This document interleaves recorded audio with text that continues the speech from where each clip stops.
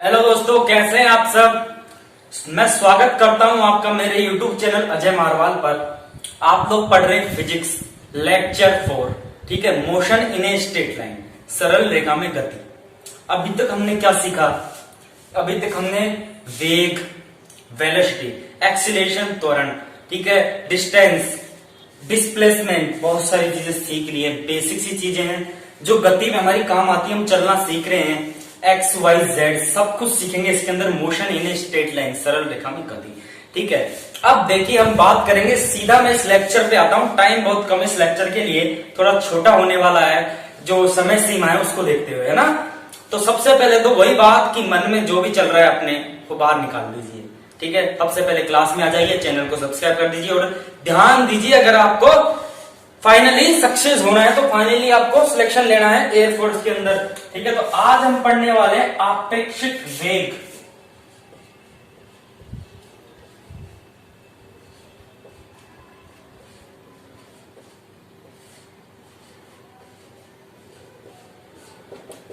आपेक्षिक वेग, इसको बोलते हैं इंग्लिश में रिलेटिव वेलोसिटी, ठीक है। देखिए आपेक्षिक वेग क्या होता है, एक शॉर्ट फॉर्म में, एक संक्षिप्त रूप में आपको समझा देता हूं कि क्या होता है आपेक्षिक वेग। देखिए, जब दो वस्तु, ये ए वस्तु है, ये बी है, ठीक है, समझ में आ रहा है ना।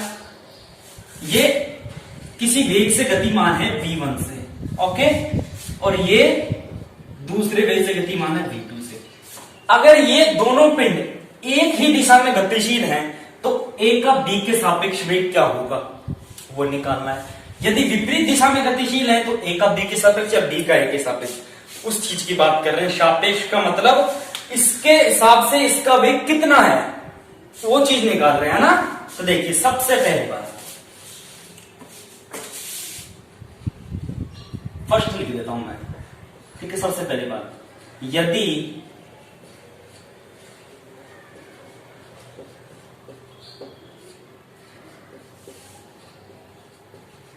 यदि दोनों पिंडे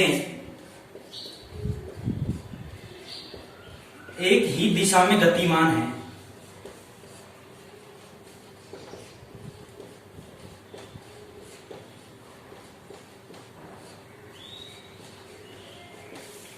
यदि दोनों पिंडे एक ही दिशा में गतिमान हैं तो देखिए एक के सापेक्ष, जैसे ए और बी क्या है, दो पिंडे हैं, तो ए के सापेक्ष बी का वेग, इसको किस प्रकार से लिखेंगे हम, v जिसका निकाल रहे हैं हम, v b a is equal to v b minus v a. जो वी बी का वेग है उसमें से वी ए घटा दीजिए तो ए के सापेक्ष v का वेग आ जाएगा, ओ ए का वेग आ जाएगा, है ना। क्लियर है क्या? क्लियर है। अब देखिए b के सापेक्ष ए का वेग,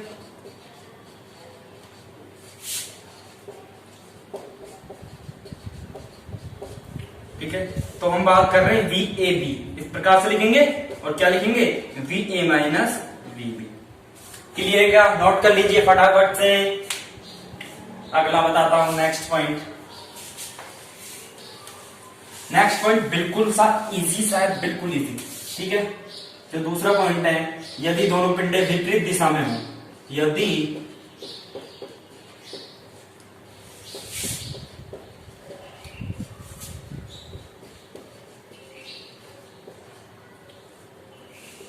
विपरीत दिशा में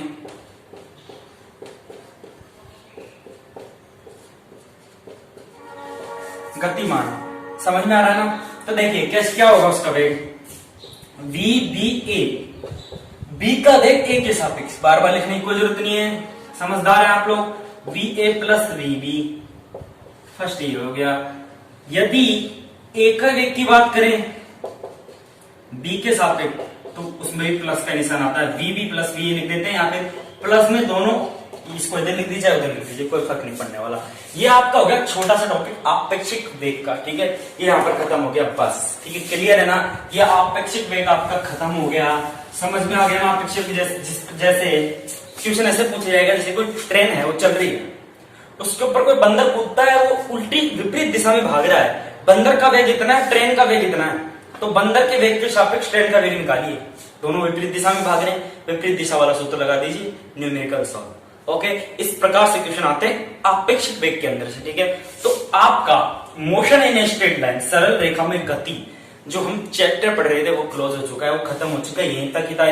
जो आपका सिलेबस है, जो आपका 11th 12th और AA एयरफोर्स XY ग्रुप का जो सिलेबस है वो यहीं तक था। इसमें motion in a straight line, सरल रेखा में गति, वो इतना ही था। ठीक है, बाकी गति तो बहुत बड़ी चीज है, मतलब गति के अंदर बहुत सारी चीजें आती हैं जो डिटेल से हम पढ़ेंगे आगे चल के, आगे आने वाले भविष्य में लेक्चर्स में हम और जानेंगे गति के बारे में। ठीक है, तो गति आपने सीख लिया है कि कितनी सिंपल सी चीजें होती है। डिस्प्लेसमेंट होता है, डिस्टेंस होती है, डायरेक्शन होता है कुछ ना कुछ, ठीक है, वेलोसिटी होती है, एक्सीलरेशन होता है, बहुत सारी चीजें होती हैं। गति के तीनों समीकरण पढ़ लिए, गैलीलियो साहब ने दिए थे जो है ना। और अब हम नेक्स्ट जो टॉपिक करने वाले वो आएंगे गति के नियम, जो दिए थे न्यूटन साहब ने, न्यूटन ने, है ना। न्यूटन बहुत फेमस नाम है, जिसे भौतिकी का जनक कहा जाता है न्यूटन को, सर आइजक न्यूटन, है ना। तो उनके बारे में पढ़ेंगे हम। उन्होंने जो नियम दिए थे गति से संबंधित, वो अगला चैप्टर पढ़ेंगे। गति चैप्टर खत्म नहीं हुआ है हमारा, सरल रेखा में गति चैप्टर खत्म हुआ है।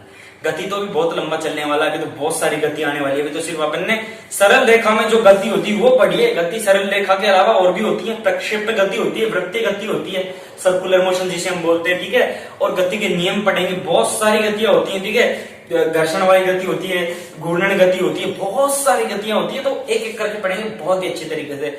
अब सबसे पहली बात, अगर आपको समझ आ रहा है, अगर आपको नहीं समझ आया तो कमेंट करके आप जरूर मेरे को बता दें, ताकि मैं आपको पर्सनली समझा सकूं। आपको पर्सनली आपके लिए वीडियो बना के मैं आपके लिए डालूंगा, अकेले बंदे के लिए। ये मैं कह रहा हूं, ये मेरी हेडक है। ठीक है, आपको अगर समझ नहीं आता है तो, और समझ आ गया है तो बढ़िया सी इमोजी डाल के आप बढ़िया सा कमेंट करके बता दीजिए कि आपको अच्छी तरह समझ आ गया है। और क्वेश्चन अब मैं लेके आने वाला हूं इससे जुड़े हुए, बहुत ही शानदार सेशन करने वाले नेक्स्ट लेक्चर में, कि इससे जुड़े हुए जो क्वेश्चन है, किस प्रकार से क्वेश्चन बनते हैं गति के अंदर से, किस प्रकार से क्वेश्चन एयरफोर्स, नेवी, सब में जो आर्मी है, कंपटीशन एग्जाम, उसके अंदर किस प्रकार से उठ के आते हैं। बहुत सारे क्वेश्चन करने वाले हैं। ये नहीं कि 4-5 क्वेश्चन करके हम हट जाएंगे, नहीं, बहुत सारे क्वेश्चन करने वाले हैं। ठीक है, तो घबराना नहीं है, एक एक करके क्वेश्चन करना है। ओके, तो अभी आपका motion in straight line chapter खत्म हो गया है ना।